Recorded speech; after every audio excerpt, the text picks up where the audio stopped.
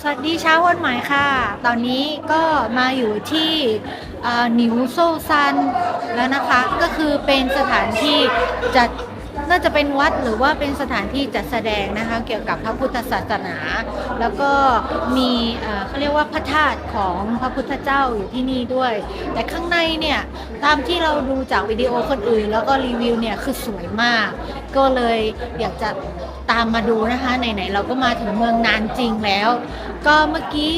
จริงๆหญิงนั่งแท็กซี่มานะคะจากที่ในตัวเมืองเลย คือปรากฏว่าโรงแรมเนี่ยอยู่ใจกลางเมืองเลยค่อนข้างที่จะสะดวกเพราะว่าล้อมรอบไปด้วยห้างสรรพสินค้าแล้วก็ร้านอาหารอะไรพวกนี้เต็มไปหมดเลยแล้วก็หญิงนั่งแท็กซี่มานะคะจากที่ตัวเมืองใช้เวลาประมาณครึ่งชั่วโมงอยู่ที่ราคาประมาณไม่เกิน25หยวนนะคะถ้าเกิดว่าใครพักอยู่ในใจกลางเมืองของนานจริงใช่ไหมคะก็นั่งแท็กซี่มาก็ได้ก็สะดวกดีค่ะแล้วก็รวดเร็วด้วยส่วนเรื่องตั๋วนะคะของที่นี่ของหนิวโซซานเนี่ยหนิงซื้อกับ trip.com นะคะในราคาประมาณ26เหรียญกว่าสิงคโปร์ดอลลาร์แต่ถ้าเกิดซื้อที่นี่เนี่ยหญิงเช็คจากในเว็บไซต์ก็อยู่ที่ประมาณ160หยวนนะคะก็จะอยู่ที่ประมาณเดียวกันนี่แหละค่ะทีนี้ก็เลยคิดว่าเอาสะดวกไว้ก่อนแล้วก็เลยซื้อจี้จาก trip.com แทนนะคะก็คิดว่าเดี๋ยวคงน่าจะใช้แค่พาสปอร์ตสแกนด้านหลังอีกนะคะตรงนี้ก็เป็นบริเวณที่เอาไว้ซื้อตั๋วนะคะหรือซื้อกับตู้ก็ได้ตู้เนี่ยมีภาษาไทยด้วยนะคะแปลว่าสถานที่แห่งนี้เนี่ยเป็นที่ยอดนิยมของคนไทยเลยนะคะเขาถึงมีภาษาไทยขึ้นมาให้สำหรับคนไทยได้ซื้อเองด้วยนะคะก็บริเวณตั๋วที่เคาน์เตอร์นะคะก็จะมีทั้งเป็นแบบเป็นกรุ๊ปนะคะแล้วก็มีสำหรับPriority Service Center Counter นะคะเผื่อต้องการความช่วยเหลือหรือว่าอะไรพิเศษยังไงก็มาคุยกับที่เคาน์เตอร์ได้นะคะวันนี้ดูแล้วจากที่บริเวณตรงนี้เนี่ยคนก็ค่อนข้างเยอะนะคะเดี๋ยวตามไปดูกันนะคะว่าข้างในเนี่ยจะสวยอลังการยังไงนะคะดูซิว่าวิดีโอของหญิงเนี่ยจะพาทุกคนไปชมความอลังการของหนิวโซซานเป็นยังไงกันบ้างตามไปดูกันเลยค่ะ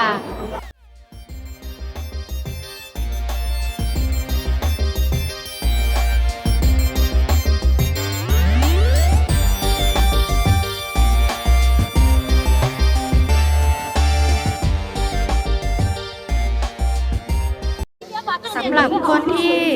ซื้อตั๋วออนไลน์เหมือนหญิงนะคะซื้อจากที่ trip.com เนี่ยก็ต้องเอาพาสปอร์ตนะคะไปแลกเป็นตั๋วจริงก่อนนะเพราะว่าต้องเอาตั๋วจริงเนี่ยตั๋วกระดาษเนี่ยไปสแกนนะคะถึงจะผ่านประตูได้บริเวณนี้ก็คือว่าเสีย10หยวนเพิ่มนะคะถ้าจะขึ้นรถบัสโดยที่ไม่ต้องเดินแต่เดี๋ยวเราจะไปเดินเล่นดูก่อนเพราะว่าบริเวณใกล้ๆเนี้ยก็ยังมีที่ให้เดินดูนะคะเรามาทำความรู้จักกับภูเขาหนิวโซซานกันค่ะภูเขาหนิวโซซานตั้งอยู่ในเขตเจียงหนิงเป็นจุดชมวิวในเขตชานเมืองทางใต้ของเมืองหนานจิงมีความสูงราวๆ248เมตรเป็นพุทธสถานชื่อดังของประเทศจีนด้วยภูมิหลังทางวัฒนธรรมที่ลึกซึ้งเป็นภูเขาที่แฝงด้วยกลิ่นอายโบราณอันเป็นเอกลักษณ์ของเมืองหนานจิงเลยค่ะก็เราคิดว่าเราจะเดินไปนะคะเพราะว่าจากที่เมื่อกี้ดูที่ตรงด้านหน้าแล้วอ่ะก็คือว่าเขามีสวนอ่ะสวยมากเราก็เลยคิดว่าโอเคแหละระยะทาง 2.7 กิโลใช่ไหมเดินประมาณครึ่งชั่วโมงถ้าตามป้ายเขาเขียนนะเราก็เดินไหวนะแล้วก็ได้ดูสวนอะไรพวกนี้สวยๆด้วยเพราะถ้าเรานั่งรถอ่ะเราจะไม่ได้เห็นอะไรหลายๆอย่างก่อนที่จะถึงบริเวณตัววัดฉะนั้นเนี่ยหญิงก็จะได้เก็บบรรยากาศเก็บสถานที่มาให้เพื่อนๆดูกันด้วยเหตุที่ภูเขาแห่งนี้มีชื่อว่าหนิวโซ่หรือแปลว่าศีรษะวัวเป็นเพราะตัวภูเขาทั้งสองที่สูงขึ้นมาคล้ายกับเขาวัวนอกจากนี้ชาวบ้านยังเรียกที่แห่งนี้ว่าเขาหนิวโถซานหรือแปลว่าภูเขาหัววัวอีกด้วยนอกจากคำว่าหนิวโซ่ภูเขาแห่งนี้ยังมีชื่อว่าเทียนเช่ซึ่งหมายถึงป้อมประตูสวรรค์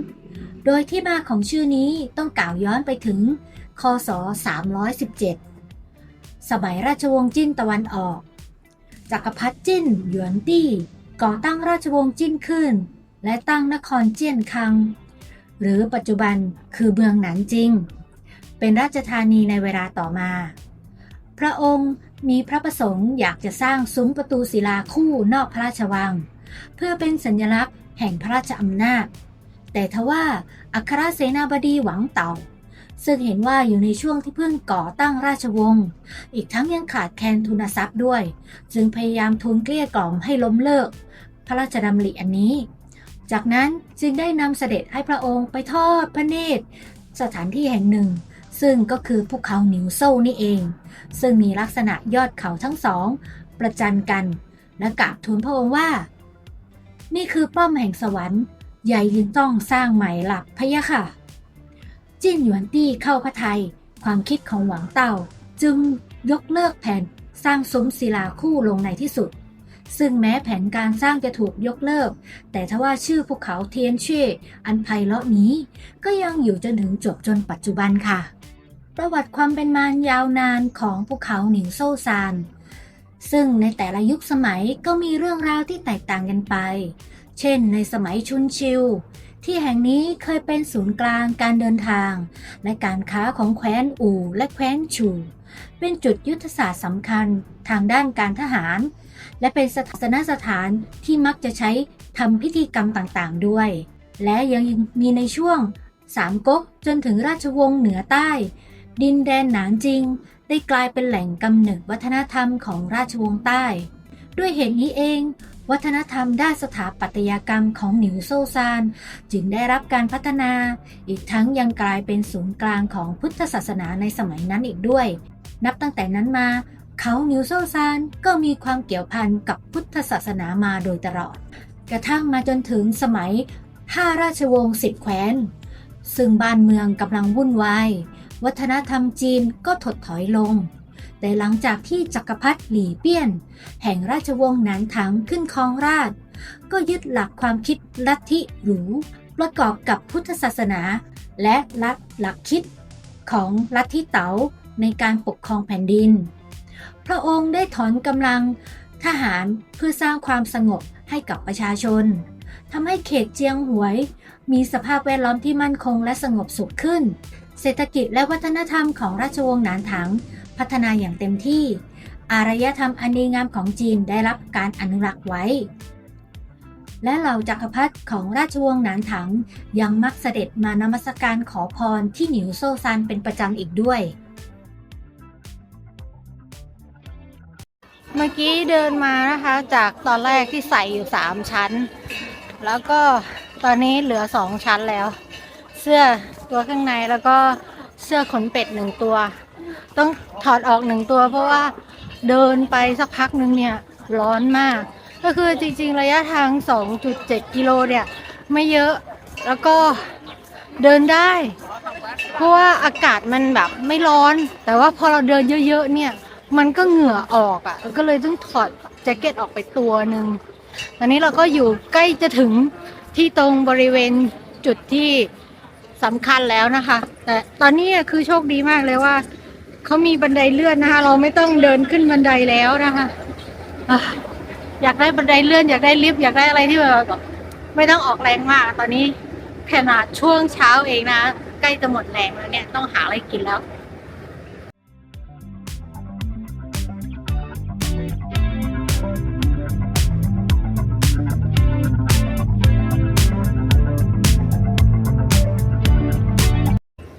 จะบอกว่าแดดที่เมืองจีนเนี่ยค่อนข้างแรงมากเพราะว่าปกติแล้วแว่นหนิงเนี่ยถ้าอยู่ที่สิงคโปร์อ่ะมันจะไม่ค่อยดำเท่านี้แต่พอมาที่เมืองจีนเนี่ยมันเปลี่ยนแบบเป็นแว่นกันแดดไปเลยดำมากก็แปลว่าแดดอ่ะมันน่าจะแรงและอย่างหนึ่งแดดที่เนี่ยมันเหมือนกับแบบออกสีเหลืองซึ่งคิดว่ามันค่อนข้างจะอันตรายกับสายตาเราถ้าใครมาเที่ยวอ่ะก็อย่าลืมพกแว่นกันแดดมาด้วยแล้วกันเนาะ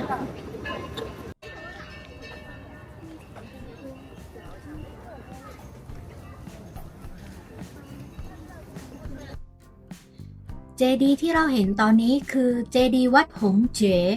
ซึ่งมีความสูง 45 เมตร เป็นเจดีย์อิฐเลียนแบบโครงสร้างไม้ที่เก่าแก่โบราณในนครหนานจิง และในข้างๆก็จะมีวัดฝอติ่งนะคะ ซึ่งจะเป็นสถานที่เก็บพระบรมสารีริกธาตุที่อยู่ในแห่งนี้ เดี๋ยวเราจะเข้าไปดูกันข้างในนะคะว่าด้านในจะอลังการและสวยงามมากน้อยแค่ไหนกันค่ะ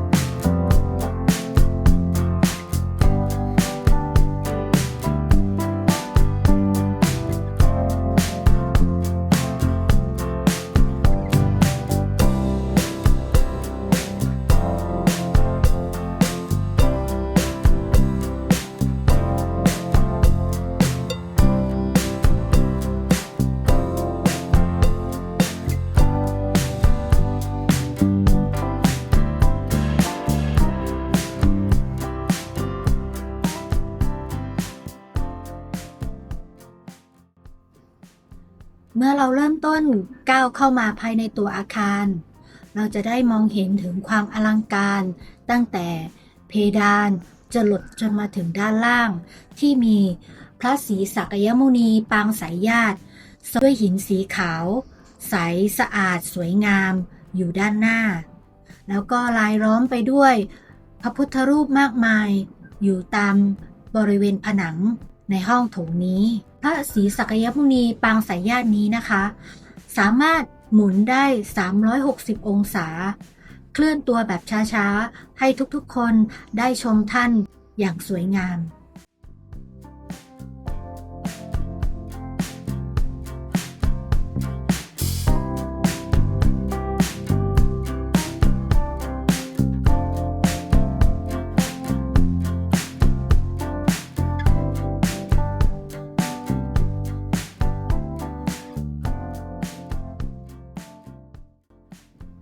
ก่อนที่เราจะเข้าไปกราบพระบรมสารีริกธาตุนะคะ ก็จะมีจุดบริการให้เราหยิบผ้า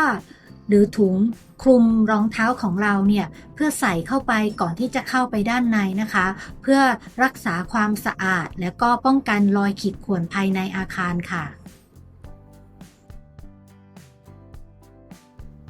อาคารนี้นะคะเรียกว่าอารามฝอติ่งหรืออารามอุษณีสะเป็นใจกลางของแดนศักดิ์สิทธิ์อุษณีสะตั้งอยู่บนยอดฝั่งของตะวันตกของภูเขาหนิวโซซานภายในอารามมีทั้งหมด9ชั้นแบ่งเป็นบนดิน3ชั้นใต้ดิน6ชั้นตอนนี้เนี่ยเราก็กำลังจะลงเข้าไปที่ใต้ดินนะคะเพราะว่า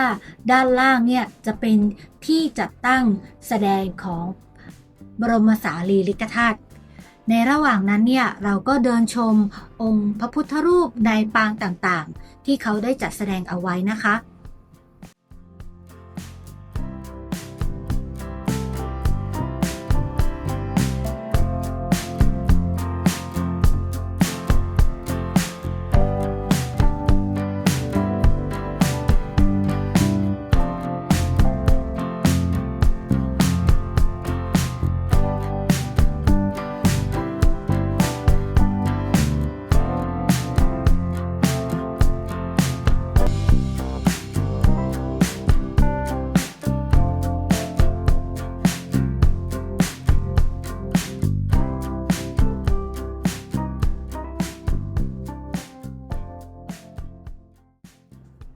พระบรมสารีริกธาตุที่เราได้เห็นอยู่นี้เป็นส่วนข้างของพระเศียรของสมเด็จพระสัมมาสัมพุทธเจ้าซึ่งได้ประดิษฐานไว้อยู่ที่แห่งนี้ให้นักท่องเที่ยวได้มากราบไหว้นะคะแล้วก็ภายในเนี่ยยังมีจัดนิทรรศการด้านวัฒนธรรมของพุทธศาสนานิกายเซนด้วยนะคะ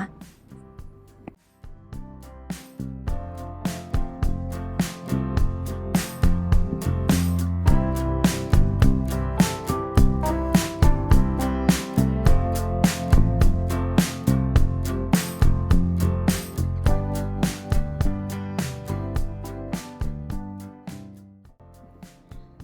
นอกจากว่าเราจะได้กราบไหว้แล้วนะคะ เราก็ยังมาชื่นชมกับ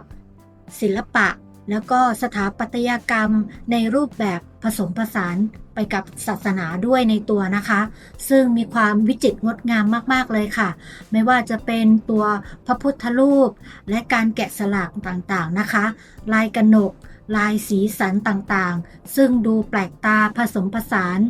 บางครั้งก็คล้ายกับนิกายบ้างหรือจะรวมไปถึงทางฝั่งทิเบตบ้างก็อาจจะมีความกลมกลืนอยู่ในบริเวณในวัดแห่งนี้ด้วยเช่นกันค่ะ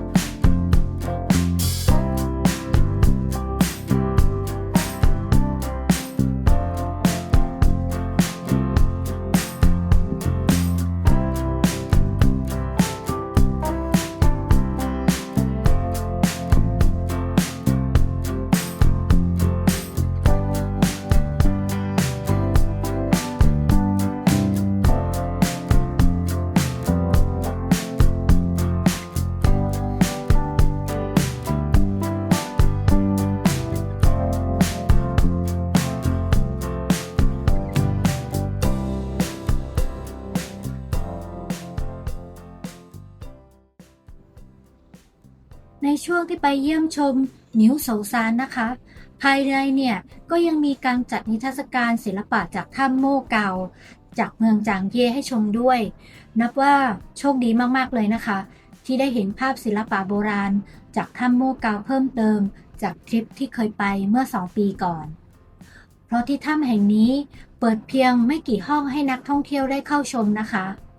แต่ละถ้ำมีศิลปะเกี่ยวกับพุทธศาสนาอันงดงามและล้ำค่ามากๆเราเลยหยุดชมนิทรรศการนี้อยู่พักใหญ่เลยค่ะเพราะว่าภาพแต่ละภาพเนี่ยที่เขานำมาจัดแสดงเรายังไม่เคยได้เห็นเลยค่ะถือว่าเป็นโอกาสดีมากๆเลยที่ได้เรียนรู้แล้วก็ได้เห็นภาพจากในถ้ำโม่เกามากขึ้น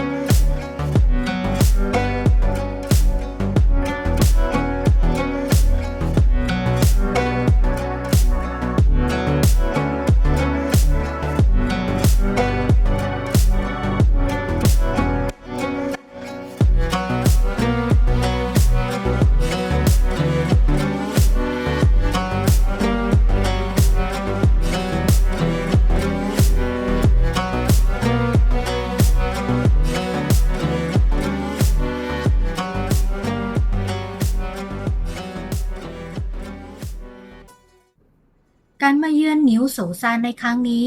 นอกจากว่าเราจะได้มากราบสักการะพระบรมสารีริกธาตุแล้วทำให้เราได้รู้จักกับพุทธศาสนามากขึ้นในฝั่งทางของประเทศจีนนะคะก็เป็นอันจบเรียบร้อยแล้วสำหรับการรีวิว